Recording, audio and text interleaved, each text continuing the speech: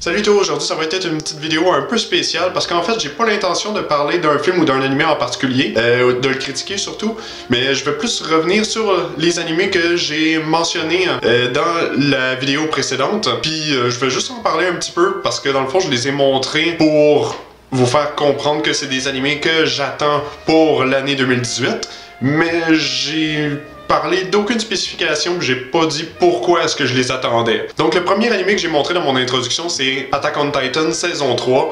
Pourquoi est-ce que j'ai envie de voir Attack on Titan? C'est parce que Attack on Titan, c'est la série qui m'a fait connaître les animés. Où est-ce que je suis vraiment tombé là-dedans, que j'ai commencé à prendre ça, puis que j'écoute des animés aujourd'hui religieusement, c'est grâce à Attack on Titan. Et maintenant que back à back, il y a la saison 3 qui suit directement la saison 2, là j'ai très hâte de voir ce qui va arriver. En gros, de quoi est-ce que ça parle Attack on Titan?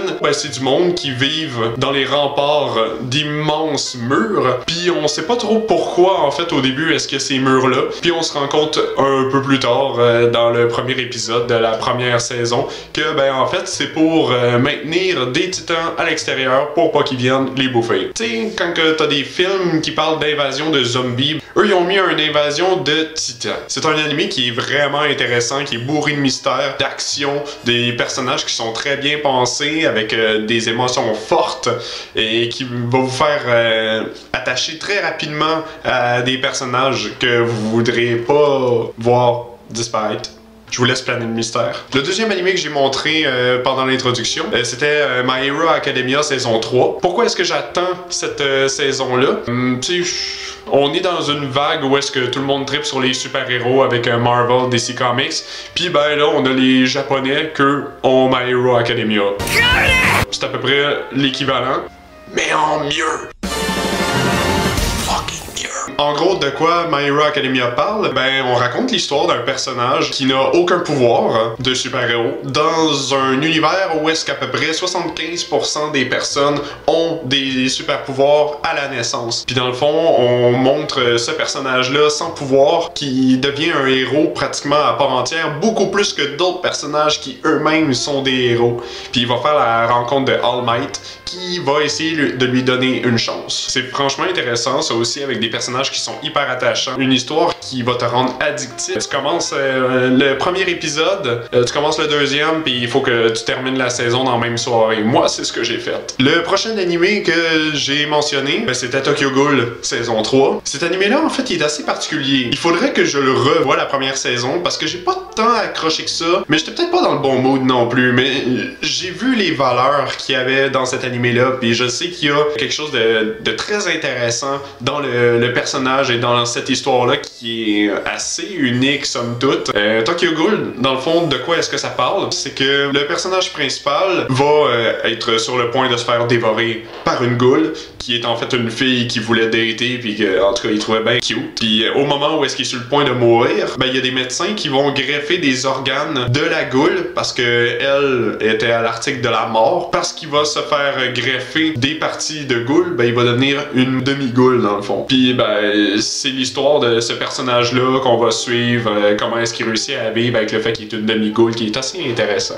Après, bien évidemment, vous savez que j'aime bien High School DxD, j'en ai même un poster derrière moi. Comment dire? C'est un animé que malgré le fait qu'il est ecchi et pratiquement érotique, c'est un animé qui ne se repose pas que sur ces critères-là pour faire sa force. Et là, moi dans le fond, ce que je suis vraiment content d'apprendre, c'est qu'ils sortent enfin une saison 4, et ça fait 4 ans que les fans attendent cette saison-là. Et ce qui est assez particulier, c'est qu'ils ont décidé de changer de studio. Donc forcément, l'esthétique de l'animé a beaucoup changé. Puis il y a plein de personnes qui ont des craintes en se disant, là, les personnages vont avoir trop changé, l'esthétique est pas pareille. Or, je les aimais mieux avant, il y a du monde qui les aime mieux maintenant. Ça a l'air plus enfantin. Est-ce que l'ecchi va être beaucoup plus censuré, va être amoindri? On le sait pas. Mais chose certaine, c'est que moi, j'attendais avec impatience que cette saison-là sorte, parce que justement la 3e saison me laissait sur ma faim. Ce qui est intéressant, c'est de voir le personnage principal se développer dans un espèce d'univers avec des anges et des démons. Par le principe de jeu d'échecs, le personnage va être considéré comme un pion, une tour, un roi, etc. Puis le personnage principal, ce qui est vraiment intéressant, c'est que c'est le seul personnage à devoir posséder tous les pions. Donc, dans le fond, quand que les démons veulent faire un combat contre d'autres démons ou des anges, ben, leur échiquier est comme réduit beaucoup étant donné qu'ils ont plus de pions, puis ils l'ont conservé juste pour le personnage principal qui devient vraiment important pour ça. Mais au bout du compte, ils ont quand même fait un bon choix parce que c'est un personnage qui se révèle être très impressionnant. Sinon, j'ai mentionné Sakura chasseuse de cartes. J'ai pas vraiment dit que j'avais hâte de le voir parce que j'ai jamais vraiment suivi la série, même si c'est quand même une part de mon enfance, c'est un peu nostalgique, mais j'ai trouvé que, comme la majorité des animés où est-ce qu'il y a vraiment trop de saisons, trop d'épisodes, dès qu'on dépasse 100 épisodes, généralement je commence à manquer d'intérêt parce que je trouve que ça se répète, on dirait que l'histoire s'enchaîne pas. C'est pour ça que je m'attarde beaucoup plus à des saisons où est-ce qu'il y en a juste 1, 2 ou 4 dans l'exception de High School DxD. Mais c'est ça, je trouvais ça quand même important de dire que Sakura chasseuse de cartes sortait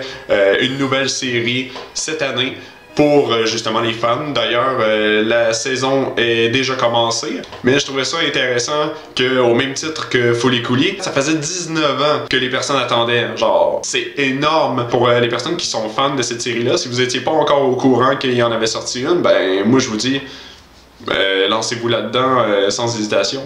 Sinon, il y a un autre animé que j'ai montré, que je connais pas vraiment, je connais un peu son univers, c'est Persona 5. Je sais pas trop de quoi ça parle, tu sais, on est rendu au 5e, mais ce qui m'a vraiment attiré vers cet animé-là, c'est surtout son esthétique qui est très colorée. Puis je sais pas, il y a quelque chose qui m'attire vers cet animé-là. Sinon, ben, c'est pas mal ça qui conclut la vidéo. J'avais vraiment juste envie de mettre le point sur ces vidéos-là que je vous ai comme garoché comme ça, sans précision. Je vais probablement faire d'autres vidéos comme ça justement à chaque saison où est-ce qu'il va y avoir d'autres animés qui vont sortir au courant de l'année.